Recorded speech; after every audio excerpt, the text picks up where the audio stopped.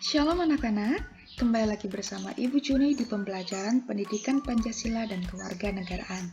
Nah, hari ini kita akan melanjutkan materi minggu lalu, yaitu tentang perjuangan menuju Negara Kesatuan Republik Indonesia Part 2. Tujuan pembelajaran kita pada hari ini ada dua. Yang pertama, kalian dapat mengetahui proses pembacaan proklamasi oleh Insinyur Soekarno, dan yang kedua, kalian dapat mendeskripsikan makna dari proklamasi dari berbagai aspek. Nah, setelah diketik oleh Sayuti Melik, teks proklamasi ditandatangani oleh Insinyur Soekarno dan Dr. Andes Muhammad Hatta pada tanggal 17 Agustus 1945, hari Jumat, pukul 10 waktu Indonesia Barat, di depan rumah Insinyur Soekarno dengan didampingi Dr. Andes Muhammad Hatta untuk membacakan teks proklamasi dan dengan disaksikan lebih kurang 1.000 orang. Isi teks proklamasi kemerdekaan Indonesia. Proklamasi. Kami, bangsa Indonesia, dengan ini menyatakan kemerdekaan Indonesia. Hal-hal yang mengenai pemindahan kekuasaan dan lain-lain akan diselenggarakan dengan cara yang secermat-cermatnya serta dalam tempo yang sesingkat-singkatnya. Jakarta, hari 17 bulan 8 tahun 1945 atas nama bangsa Indonesia, Soekarno-Hatta. Nah, setelah proklamasi dibacakan, yang pertama, pengibaran bendera merah putih dilakukan oleh Suhut dan Latif Hendra Diningrat dan dengan diiringi lagu Indonesia Raya oleh masyarakat Indonesia.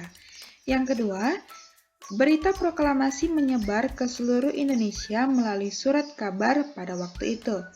Yang ketiga, berita kemerdekaan disebarkan oleh para pemuda dengan selembaran kertas dan disebarkan di berbagai tempat.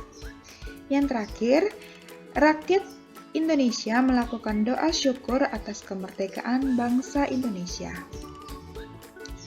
Makna dari proklamasi pada alinea pertama, kami, bangsa Indonesia, menyatakan dengan ini kemerdekaan Indonesia. Hal itu mengandung makna bahwa kemerdekaan bangsa Indonesia telah dinyatakan dan diumumkan kepada dunia. Alinea kedua, hal-hal yang mengenai pemindahan kekuasaan dan lain-lain diselenggarakan dengan cara seksama dan dalam tempo yang sesingkat-singkatnya. Makna tersebut bermaksud agar pemindahan kekuasaan pemerintah harus dilaksanakan secara hati-hati dan penuh perhitungan agar tidak terjadi pertumpahan darah secara besar-besaran. Proklamasi kemerdekaan bangsa Indonesia memiliki makna yang dapat kita telaah dari berbagai aspek sebagai berikut. Yang pertama ada aspek hukum. Proklamasi merupakan pernyataan keputusan politik tertinggi bangsa Indonesia untuk menghapuskan hukum kolonial dan diganti dengan hukum nasional, yaitu lahirnya Negara Kesatuan Republik Indonesia atau NKRI. Yang kedua, aspek historis. Proklamasi merupakan titik akhir sejarah penjajahan di bumi Indonesia, sekaligus menjadi titik awal Indonesia sebagai negara yang merdeka bebas dari penjajahan bangsa lain. Yang ketiga, ada aspek sosiologis. Proklamasi menjadikan perubahan dari bangsa yang terjajah menjadi bangsa yang merdeka. Proklamasi memberikan rasa bebas dan merdeka dari belenggu penjajahan. Selanjutnya, aspek kultural. Proklamasi membangun peradaban baru dari bangsa yang digolongkan pribumi, yaitu pada masa penjajahan Belanda, menjadi bangsa yang mengakui persamaan harkat, derajat, dan martabat manusia yang sama. Selanjutnya ada aspek politis. Proklamasi menyatakan bahwa bangsa Indonesia sebagai bangsa yang berdaulat dan mempunyai kedudukan sejajar dengan bangsa-bangsa lain di dunia. Yang terakhir ada aspek spiritual.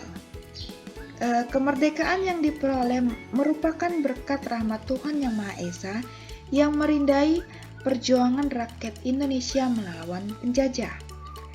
Kemerdekaan bangsa Indonesia tidak terlepas dari doa seluruh rakyat Indonesia kepada Yang Maha Kuasa untuk segera terlepas dari penjajahan. Nah, sekian pembelajaran kita hari ini anak-anak. Semoga pembelajaran ini bisa kalian pahami dan mengerti. Jika ada materi yang belum kalian pahami dan mengerti, kalian boleh tanyakan langsung ke Ibu melalui media WhatsApp atau komen di kolom komentar. Terima kasih, Tuhan Yesus memberkati.